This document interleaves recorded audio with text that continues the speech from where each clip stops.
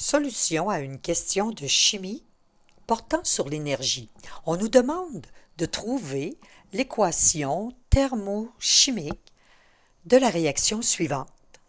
On peut déjà avoir une petite idée de la chaleur molaire de réaction que nous allons retrouver. Elle sera négative car cette réaction globale est exothermique. En effet, nous avons une base en réaction avec un acide qui nous donne un sel et de l'eau.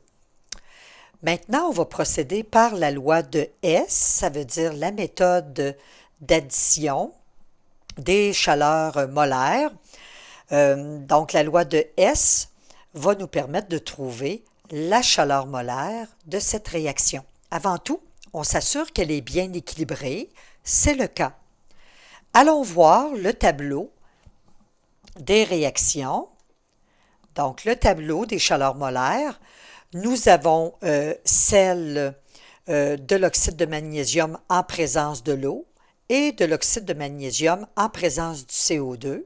Donc, c'est un tableau qui nous donne ces équations-là avec la chaleur molaire. Alors, le principe est le suivant. Normalement, un petit truc, on regarde les composés. Donc, ici, j'ai un composé de dihydroxyde de magnésium et j'ai un composé ici de carbonate de magnésium.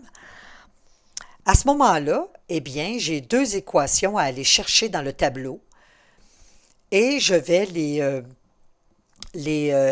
aller les chercher et les transformer de telle sorte que ça va respecter la position de chacun de nos composés dans l'équation globale.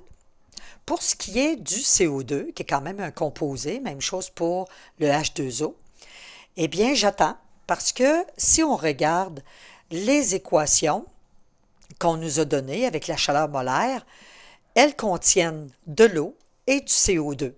Donc, je vais procéder de la manière suivante. Je vais me dire quelle équation dans le tableau me donne du dihydroxyde de magnésium. Je retourne dans le tableau. Le dihydroxyde de magnésium est donné par cette équation-là ici, la première. Deuxième question que je me pose, dans l'équation globale, le dihydroxyde de magnésium, il est positionné du côté des réactifs ou du côté des produits? Il est positionné du côté des réactifs. Donc, si je retourne dans le tableau, j'ai le dihydroxyde de magnésium qui est positionné du côté des produits. Je vais donc utiliser cette équation, mais je vais inverser les réactifs et les produits. J'obtiens à ce moment-là du Mg OH2 solide qui donne du MgO solide plus du H2O liquide. Comme j'ai inversé les réactifs avec les produits, l'énergie qui est donnée ici, elle est négative. Je vais devoir la mettre positive, donc inverser le signe, car dans le tableau, elle représente une réaction exothermique, mais pour cette réaction, donc lorsqu'on a du MgO avec de l'eau, donc c'est exothermique.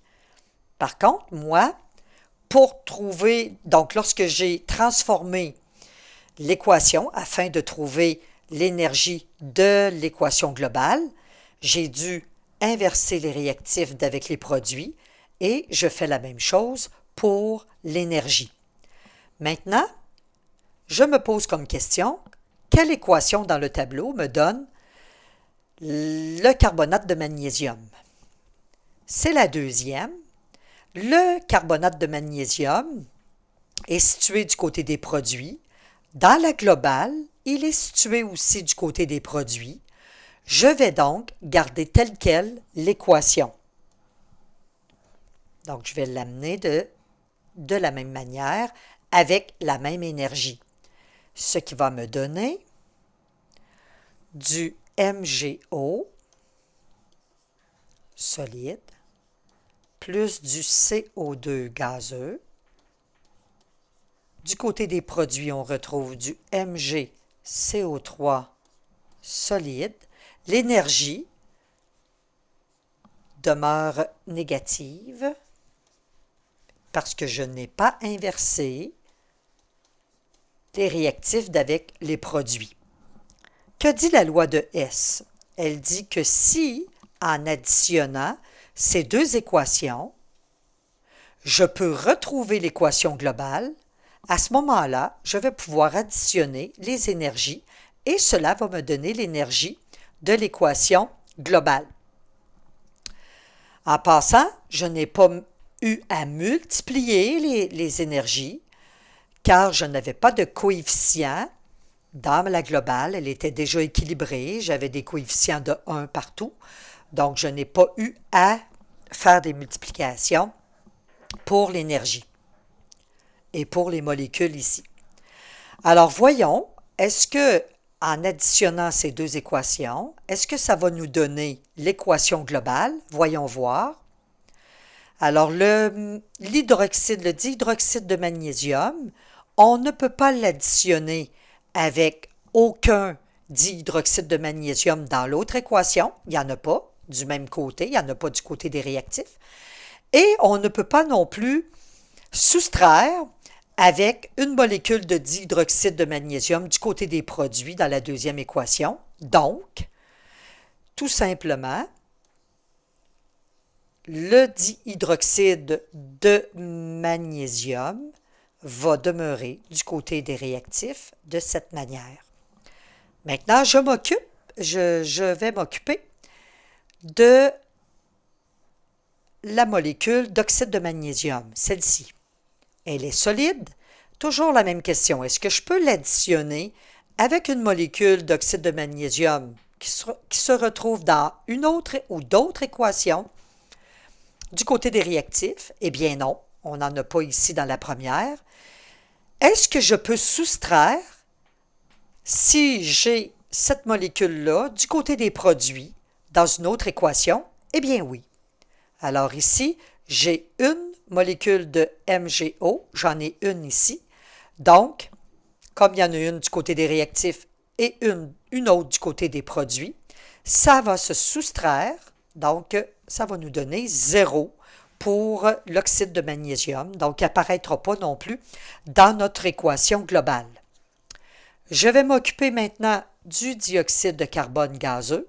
Même question, est-ce que je peux l'additionner avec une autre molécule de dioxyde de carbone gazeux du côté des réactifs? Eh bien non.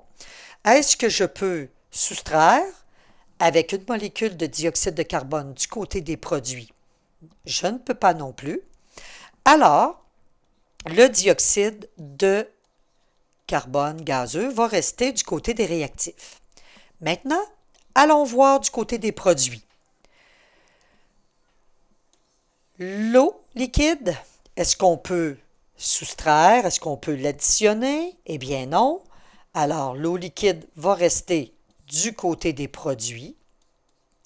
Même chose pour la molécule du carbonate de magnésium. On ne peut pas l'additionner, on ne peut pas la soustraire.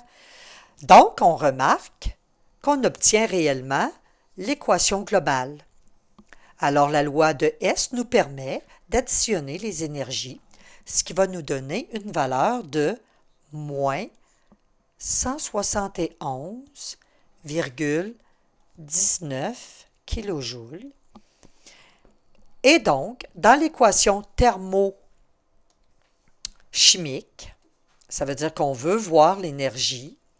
Comme c'est une valeur négative que nous avons obtenue, c'est donc une réaction exothermique, l'énergie va donc du côté des produits. C'est tout à fait normal, c'est une réaction de neutralisation, elle est exothermique. Nous avons donc l'énergie qui est placée du côté des produits. Alors, ça termine la solution à la question.